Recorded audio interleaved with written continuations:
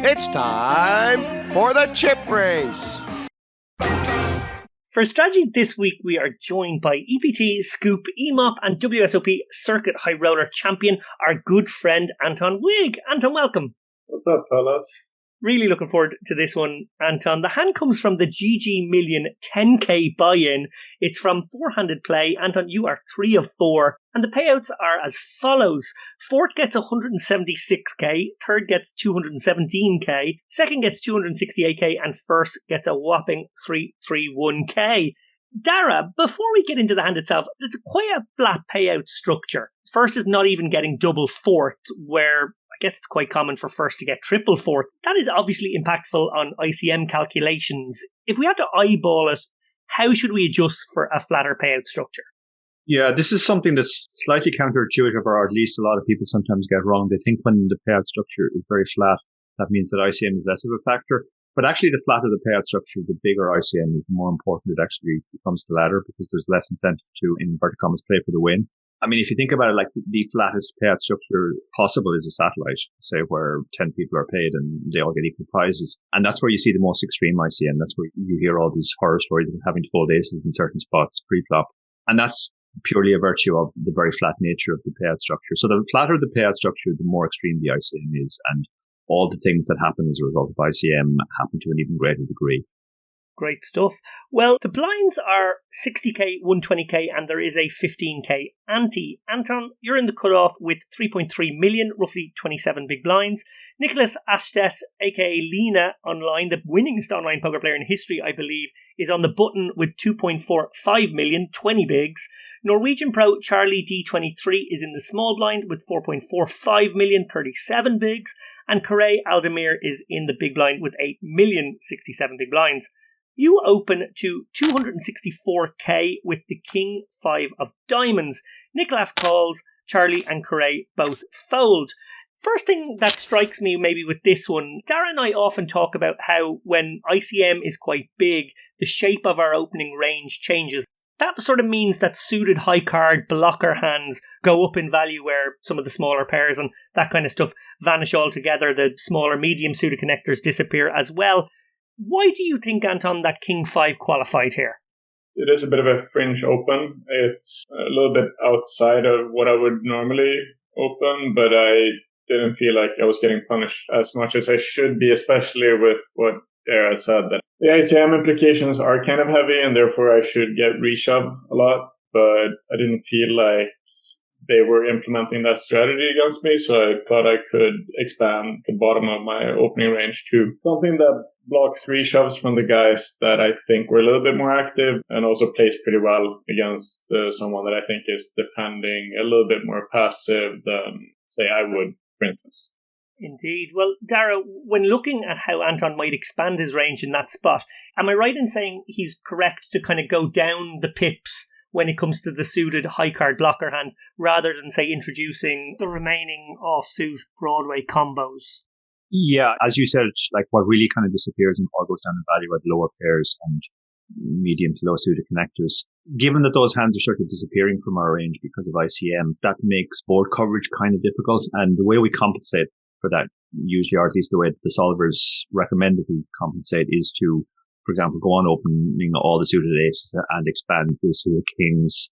We don't really want to go too far down with our suited queens or suited jacks, but certainly with the suited kings. Well, we go to the flop and the pot is 768k. Flop comes 10 of spades, 5 of spades, 4 of diamonds, giving you, Anton, middle pair and some backdoor flush potential. You check. Nicholas bets 232k, that's about 30%, and you shove, Anton, for 3.05 million total. Nicholas calls with 2 red aces. Now, before we get into the solver analysis, what was your in-game logic when taking this line, Anton? Was it that hands like this tend to have 20 to 25% when called, so it's a good semi-bluff to stick in there with your super premium aces and kings type of hand? Well, yes, father. Oh no, I'm your priest now. Why I picked this hand was because this strategy, as we will see, is very counterintuitive. And father, my confession is that I did not know how to play this strategy correct. I ballparked a simplified strategy because I didn't know the GTO strat at this point with high ICM pressure. So this time I took the easy way out, which turns out to be quite a significant mistake. And if you're talking EV dollars, it's a lot. So I was pretty unsatisfied with my performance in this particular hand. So instead of just going to bed and thinking about it, I sat down, I went through all the solves, and I figured out a better way to do it next time, which I think is a pretty steadfast way of getting better at poker. It's also important not to be too hard on yourself, but it's also, in my experience, the most valuable asset you can have as a poker player is to not get too much ego involved.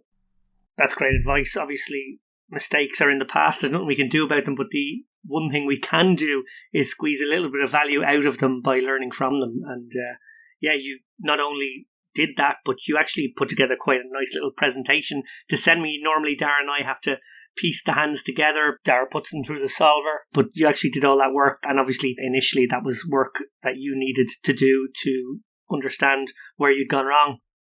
Yeah, I sat down in the lab afterwards. I made a nice little presentation to be here in the confession booth and tell you guys how I punted a bunch of EV dollars. And maybe we can learn a little bit of strategy, because the strategy actually is super cool for this hand. It's quite counterintuitive, and it has a few ins and outs that I'll try to run through. Indeed, it does. Well, I like how you, first of all, gave yourself the penance of having to get into the lab right after this big spot, and now you're coming to the convention box. I think it's supposed to be the other way around. Dara, taking a look at this one, obviously Anton has already done the big reveal that his line is not GTO approved, if you like. What would you have done as a first action in this spot now, given that flop, you have flopped a pair, you do have some backdoor potential? Yeah, I mean, it's a tough one because, it doesn't matter how much you study ICM, it's still always very fucking difficult. Because there are a lot of sort of general concepts, but then you can misapply them in certain spots, and that leads to big mistakes. One concept, which is fairly intuitive, is that whoever goes all in first forces the other person to fold more of their range. So there's a lot of times where, because of ICM, essentially we're shutting the hand down early because we actually want the guy to fold. We don't want him to call with 35% equity or whatever. So there is a tendency to maybe overdo that. It might be what's going on here, where we see, well, we have a pair, we have, as you said, 20-25% equity, even one calls, so let's just get it in and force him to fold. I think my gut instinct would be to call in this spot with the backdoor flush draw, because we have turns that improve. Our opponent has to kind of play carefully too because of ICM pressure. So I think we will get to showdown more often. Yeah. Turning back to you, Anton, how much were you factoring in that Lena in this spot, that Niklas in this spot, had decided not to just go for an all-in or fold strategy, but was finding some flats? I think Lena is really, really good. I also think he likes to play poker. I think he'll take a lot of the shoves that he should be taking. And I also think he'll have a well-constructed flatting range that does include some overpairs, some broadways, some good suited aces that has good playability, and probably reshoving a lot of the smaller ones. I'm not sure about the pair portion of his range. I kind of discounted it. I do have a 5. The smallest pairs would be the ones that don't get reshoved as often. I thought it would be possible that he could have 6s, 7s, 8s, and that I might fold them out with a shove. So I took a simplified approach because I wasn't quite sure how to play my range in this spot. I mean, to give myself some credit, I figured this is a pretty good flop for IP. IP has a very condensed range, naturally very polar. It has good playability. It has a few hands that are in some troubles here. He does have some flush draws that might bet. I think he's going to bet a very, very high volume. He does have a quite significant range advantage. So I got the check right, which is nice to see. And then when facing a bet, I wasn't sure which strategy to pick. And turns out it's a very, very counterintuitive one. Is it counterintuitive because of ICM?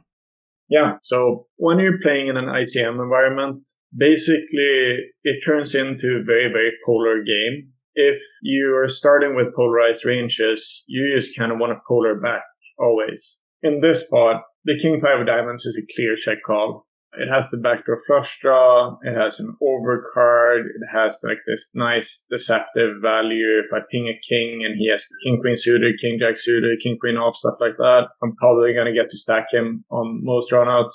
I do have that added nice diamond backdoor, so I can check call twice if the turn is a diamond. I might find some hero calls since it's blocking kings. But what's more interesting, in my opinion, is how polar we go back.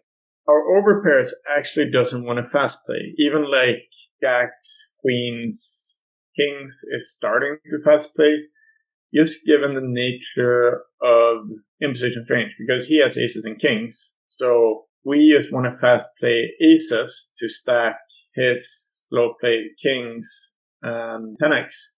But when we have jacks, queens type of stuff, we're not really getting it in that good. So we just want to protect our already capped wider range with those hands to try to work our way to some type of showdown. And of course, that route also protects hands like King 5 of Diamonds.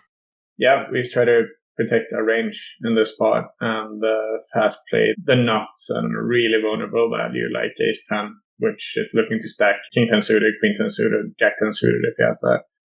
That's really, really interesting because, normally you think of these spots, if you've got queens, jacks, you just want to get the money in immediately and protect your hand and just be happy with the amount of chips you've already taken down. Also maybe feeling like, you could get called by worse too.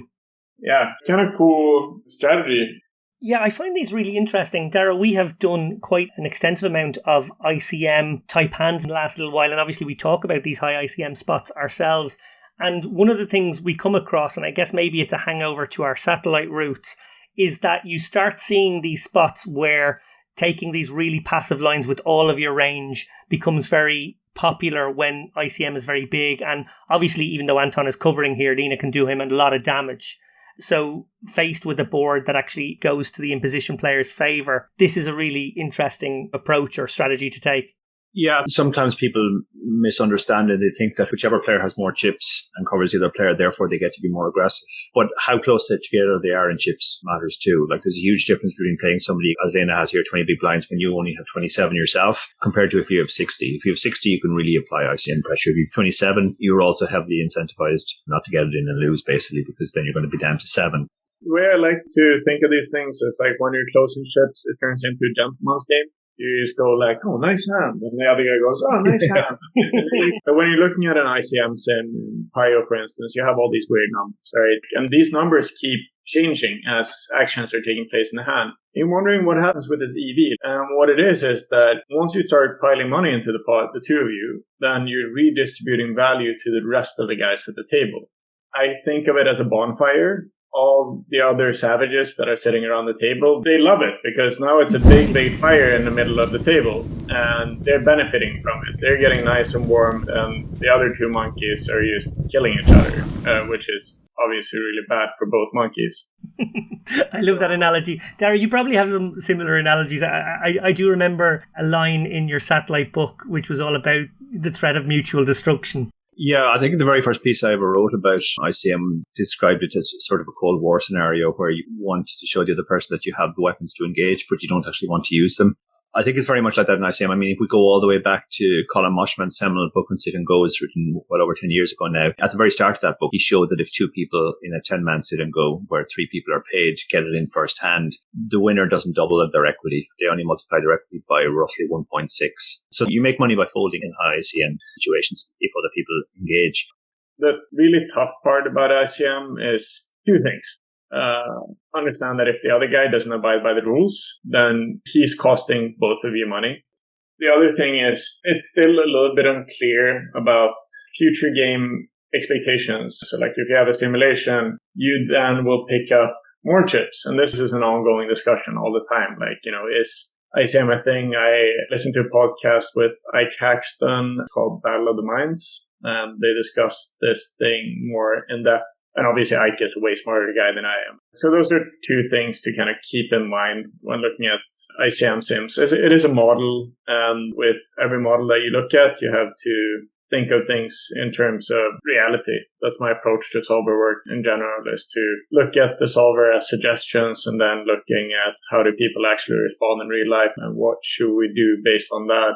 That's fascinating stuff. Yeah, I am reminded of our 100th episode when Ape Styles talked about how he believed ultimately we were destined for some sort of maybe compromise on future game theories built into an ICM model, but certainly that model being revised to factor it in to some degree. I am sure the computers will figure all that stuff out for us in the future and we'll all be learning from them. It is always lovely to have you on, Anton. It's always a treat to put a hand from the MTT nosebleeds under the microscope. Despite the fact that it was a shallow hand and there was only one proper decision point, it was a great hand to look at from all these hypothetical standpoints. We appreciate that. After the hand, you were left with just 7 bigs, unfortunately, and did not manage to spin it up, busting fourth for 176k. So not a bad day's work. We won't feel too sorry for you. Anton Wigg, thank you so much. Cheers, guys. Yeah, it's been a pleasure to get this off my chest. You're not the first people I confess this to. Yeah, you should actually be happy when you find a mistake, because that's something which you can look at the solution for and get better in the future. If you're a losing player and you're finding nothing wrong with your game, I'm pretty sure you're going to stay a losing player. It's really important to try and identify your own leaks and then figure out how to fix them. Yeah, I like that. I like framing it as a very positive thing when you find a mistake. I think that's really, really good, because that's going to keep you looking for them. Absolutely. Well, look, you did present this as a confessional, so I'm going to give you your penance now. I'm going to need you to do 100 push-ups, 3 hours in the lab, and 50 Our Fathers to the poker gods. Oh dear, I already did a core workout on a yoga today, but yeah, I think I can do that.